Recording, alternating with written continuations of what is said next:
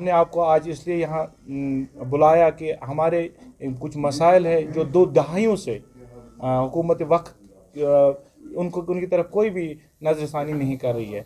क्योंकि हम जैसे यहाँ पर स्टेट ऑफ जम्मू कश्मीर में, erstwhile state of Jammu Kashmir में सब लोगों को रिक्रूट किया गया है कंट्रैक्चुअल पॉलिसी के तहत। इसी तरह हमारी रिक्रूटमेंट भी 2004 में कॉन्ट्रैक्चुअल बुनियादों पर की गई, जिस तरह बाकी जूनियर इंजीनियर्स या बाकी हमारे डॉक्टर साहिबानों की रिक्रूटमेंट की गई।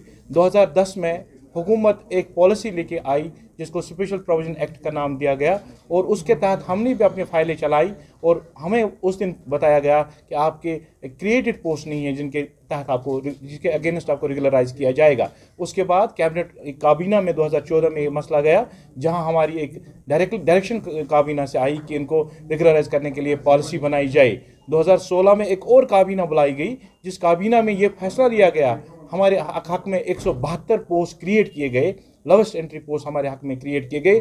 उसके बाद एक स्पेशल एम्पावर्ड कमेटी जो फाइनेंस है, जिसके हेड फाइनेंशियल कमिश्नर हुआ करते थे, उनकी सदारत में 1 बाय 1 हमारी फाइल्स क्लियर की गई और हमें हर एक अखबार में ये एक न्यूज़ आई कि 21 दिनों में इनको रेगुलराइज किया जाएगा। उसके बाद जीएडी में एक अप्रूवल लेने के लिए फाइल को भेजा गया, जिसको लॉ डिपार्टमेंट को ओपिनियन के लिए भेजा गया, जिन्होंने ओपिनियन हमारे हक में दिया। उसके बाद फाइल को घुमा के एक बार फिर एडवोकेट जनरल के पास भेजा गया। एडवोकेट जनरल ने फिर हमारे हक में ये डिसीजन दिया कि इनको रेगुलराइज किया जाए।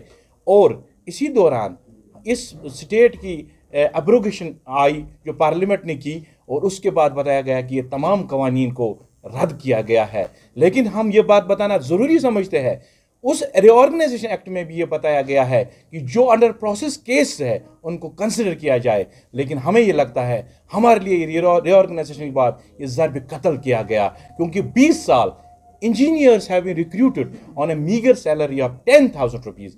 ये बात बहुत बताना ज़रूरी है कि एक इंजीनियर बीटेक एमटेक करके एमएससी आईटी करके 10,000 रुपये पे पिछले 17 साल से गवर्नमेंट ऑफ जम्मू कश्मीर को सर्व कर रहा है, और 17 साल के बाद उसको क्या बताया जाएगा कि रिऑर्गेनाइजेशन के बाद आपके इन तमाम कवानीन को रद्द किया गया। हम कोई भीख नहीं मांग रहे हैं, हमने अपना खून दिया है 20 साल से। हम ये सारी स्कीम जो इस वक्त ग्राउंड लेवल पे लोगों को सेंट्रल गवर्नमेंट का फ़ायदा ऑनलाइन मिल रहा है, वो हमारी वजह से मिल रहा है। लेकिन हमारे 172 खानदानों को दर बदर की ठोकरें आजकल के वक्त में 10,000 रुपये कौन अपने अयाल और अपने अयाल का कफावा कर सकता है।